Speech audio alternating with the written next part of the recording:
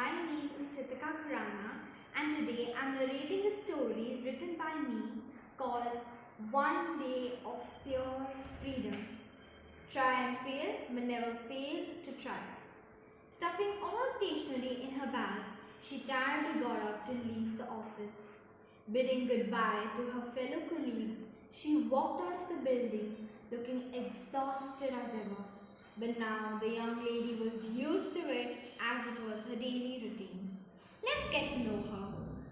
She is Rose, 26 years old, works as a food researcher in a company called Go Food, and ever since she joined 2 years back has been flooded with work. She rarely takes a day off, all thanks to her company. Living away from parents has been challenging too. Now back to the story. It was midnight when Rose stopped by a bakery, wondering why it was open at such late hours. She went inside, bought the last cake, left, and continued heading home. Unlocking the door, she changed and came out to her balcony to feel the cool breeze. Taking a deep breath, she muttered, "Happy birthday, Rose." Yes, it was her birthday today, and not being able to enjoy and take a break even on this day made her feel helpless. She hated her workaholic life. Aggressively wiping the tears flowing down her eyes, she looked at a shooting star while screaming her heart out. I wish to escape. I wish to live all the moments I have missed these last 2 years. No calls, no work assignments, no stress.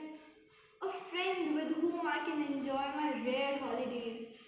Just for a day, I wish to be free. Looking wistfully at the night sky from her bedroom window, she dozed off. God knows how long she slept before she was rudely awakened by the doorbell. Unable to ignore its continuous ringing, she looked out of the door's peephole but found no one. Cautiously, she opened the door, but before she could understand what was happening, someone entered the house. Frightened beyond her wits, she screamed. That person stopped and she too paused, finally looking at him. A guy in his 20s, wearing all black and a cap, panting heavily, was standing before her. This is definitely not how I was looking forward to be greeted. It can be a little tough to believe, but I'm here to give you your one day of freedom. Remember, you asked for a friend to enjoy your holiday? Yeah, I'm here for that. Trust me, he gushed without a pause. She was too stunned to hear this. He took a bite of the cake on the table, anticipating her response. Now that I think of it, I have nothing to lose. I mean, I'm getting a friend and freedom, so I guess I'll trust you. She spoke hesitantly. This was easier than I expected. So, shall we head out? He said, smiling, to which she replied, Yeah. He took her down unfamiliar paths and roads. Finally, they reached an old, isolated railway station. She was trying hard to hold in her curiosity. Not long after, a train arrived. Feeling weary and worn out after all that had happened, she slept. Rose woke up when he said that they had arrived. Now they were in an unfamiliar part of the city. For the next 24 hours, no one remembers you, so you won't get any calls from your work, family, and will be able to relish your day without being disturbed. Also, going to different cities is no problem, said that guy. She was still trying to take all this in. Okay, so let's begin by visiting a temple nearby, she said with a smile. And that's how their day started. Then onwards, they visited a lively garden with pretty, colorful flowers. They saw a fountain show that left her awestruck. From picturesque beaches to majestic mountains, from serene lakes to bustling streets, from ancient monuments to cities with contemporary feels, from ruins to popular museums, from luxury resorts to street cafes, from touristy zoos to entertaining amusement parks. There was not a moment to sit down and breathe. Finally, carrying bulky bags filled with clothes and all kinds of random stuff, they walked back home exhausted. Somehow this feels real, but at the same time it doesn't. I feel satisfied, but I don't. I feel this kind of emptiness in me. I don't know why. Rose said, feeling clueless. I hope you understand the purpose of today, he said with a mysterious smile. Before she could reply, her phone rang, and as soon as she picked up the phone, Rose? Hello?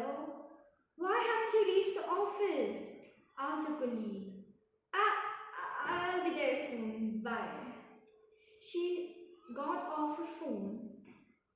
She saw and was dumbfounded to see that everything changed in a snap. She was back on her bed and that guy was nowhere. Then realization struck her that all this was just a dream. Trying to process everything, she eventually understood what he meant by his last words. I hope you understand the purpose of today. Rose chuckled as she reached her office and worked as usual. As she left her boss's cabin, her colleagues looked at her amused. Reason? She looked happy, energetic, and enthusiastic instead of very and tired. Again, reason? Well, she at last got a day off from work. You see, all this time she waited for someone else to give her what she wanted. She kept on depending on others to help her. But today, she stood up for herself, demanding what she deserved. The lesson is small but significant. The more you think of it, the deeper it is. All of us, right from fairy tales to movies, are told to wait for a Prince Charming or a fairy godmother or some mythical creature to save us. Well, this is not how it works. We must know how to help, protect, and stand up for ourselves. Baselessly believing that someone else will comfort you is stupidity and will end up ruining you. All Rose did was muster up courage and believe in herself. Even though this story is based on adult work life, it is applicable to any time in life, whether school or college. It depends on your perspective and varies from person to person. You know what they say, right? No one will come riding on a white horse and take all your worries away. You have to save yourself, little by little, day by day. Thank you.